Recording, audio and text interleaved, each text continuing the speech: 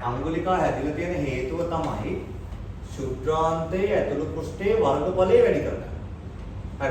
මේව ලේයර් එකක් තියෙනවට වැඩිය මෙහෙම තියෙනකොට වර්ගඵලය වැඩි නේ පුතා. වර්ගඵලය වැඩි කරගන්න. එතකොට මේ අංගුලිකාවල මතු පිට නැවත මෙන්න මේ පොඩි ඇඟිලි වැනි නිරුන් දකින්න පුළුවන්. ඒවට අපි කියනවා ශුද්ධාංගුලිකා. හරි. එතකොට අංගුලිකාවල ඇඟිලි වැනි නිරුන් මතු පිට නැවත ආයි පොඩි පොඩි ඇඟිලි වැනි නිරුන් තියෙනවා. ඒක තමයි ශුද්ධාංගුලිකා කියන්නේ. පැහැදිලිද? එතකොට මේවා එළියෙම තියෙන මේ අපිච්චක පටකේ. මේක ගොඩාක් දුරට ස්තම්භික අපිච්චකයක්. ශ්ලේෂ්මල ශ්‍රාවී සෛල තියෙන අපිච්චකය. හරි. ශ්ලේෂ්මල ශ්‍රාවී සෛල තියෙන ස්තම්භික අපිච්චකයක්. ඒකට ක්‍රමාකුංචන චලන මගින් තමයි ශුද්ධාන්තය ඇතුළතදී ඔය ජීර්ණය වන ආහාර කොටස් ටික පල්ලෙහාට එන්නේ. හරි. රයිට්. අංගුලිකාවලට හොඳ රුධිර සැපයුමක් තියෙනවා. හරි. රුධිර කේශනාලිකා ජාලයකින් මේක බබුල වෙලා තියෙන්නේ. ඒකට ඒක තමයි යන්නේ අක්මාවට. මොකද බිඳ වැලීම ඔක්කොම කරන්න පුතේ අක්මාව.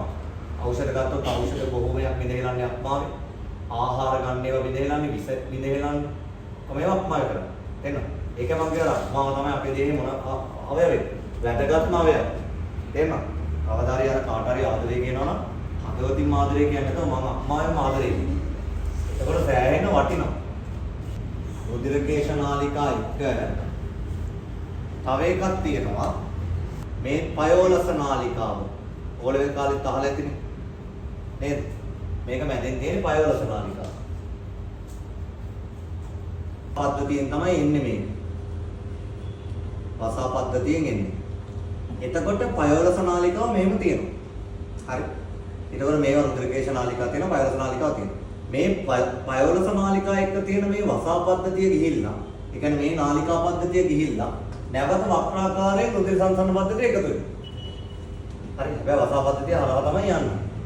හරි. පයෝලස නාලිකාවේ වැදගත්කම තමයි පයෝලස නාලිකාව තුළට තමයි අපි ගන්න ආහාරවල මේදය අවශෝෂණය කරන්නේ. ඒ කියන්නේ මේදය නෙමෙයි නේද? ට්‍රයිග්ලිසරයිඩ් කඩලා මේද අම්ල දාන ග්ලිසරෝල්. කැඩෙනවනේ ලිපිඩ. කැඩුනම ට්‍රයිග්ලිසරයිඩ් එක අන්නේ මේද අම්ල දාන ග්ලිසරෝල් අවශෝෂණය වෙන්නේ පයෝලස නාලිකාව. ඒව පයෝලස නාලිකාවෙන් ගෙනහිල්ලා තමයි අවසානයේ රුධිර සංසරණ පද්ධතියට එකතු වෙන්නේ. පැහැදිලිද? ඒක තමයි මේ පයෝලස නාලිකාවල කෘත්‍යය. හරිද? රයිට්. එතකොට ශුද්ධාන්තයෙන් ස්‍රාවය වෙනවා. හරි. ශුද්ධාන්ත යුෂය. මේක ජීවන එන්සයිම් අඩංගු යුෂය. හරිද? මේකේ වැදගත්කමක් තියෙනවා. මොකක්ද දන්නවද? දැන් ආමාශයෙන්ුයි ග්‍රහණීය හරියෙන් අභ්‍යාසික යුෂයෙන්ුයි ටිකක් ජීර්ණේ වෙලා නෙමේ ශේෂ ශුන්‍යාන්ත්‍රය හරියට එන්නේ. ආහාර. එතකොට ගොඩක් දුරට තියෙන මහාණු කැඩිලා. ප්‍රෝටීන ටික පොලිපෙප්ටයිඩ් වෙලා හරි ඇමයිලේස් ටික පිෂ්ඨය ඇමයිලේස් වලින් කැඩිලා මෝල්ටෝස් වෙලා ඒ මුඛ කුහරයේදී ටිකක් කැඩෙනවා. ඊට පස්සේ ශුද්ධාන්තයේ අග්න්‍යාශයෙන් මුල හරියදී ආයෙ කැඩෙනවා. හරි. එතකොට අග්න්‍යාශික විශේෂයේදී ආයෙ කැඩෙනවා. කොහොම කැඩිලා ටිකක් පල්ලෙහාට ඇවිල්ලා. එතකොට ගොඩාක් දුරට මේ හරියේ තියෙන්නේ දැන් කාබෝහයිඩ්‍රේට් වල ගත්තොත් ඩයිසැකරයිඩ් ටික තියෙනවා. තේරෙනවද? මෝල්ටෝස් තේරෙනවද? ඒ වගේ. එතකොට මෝල්ටෝස් ලැක්ටෝස් ඒ වගේ තමයි තියෙන්නේ. එතකොට දැන් වෙන්නේ ශුද්ධාන්ත විශේෂය ගොඩාක් තියෙන්නේ අර ඩයිසැකරයිඩ් කට්ටෙන්ස. පොඩි අපි ඕකට ඩයිසැකරයිඩේස් කියලා කියනවා. يعني මෝල්ටේස්, හරි, සුක්‍රේස්, ලැක්ටේස් වගේ පොදුවේ අපි කියනවා ඩයිසැකරයිඩේස්. ඊළඟට මෙතෙන් එනකොට ප්‍රෝටීන නෙමෙයි තියෙන්නේ පොලිපෙප්ටයිඩ් තමයි. ඒවා පොලිපෙප්ටයිඩේස් වලින් නැත්නම් පෙප්ටිඩේස් වලින් කැඩෙනවා ඇමයිනෝ අම්ල විදියට. හරිද?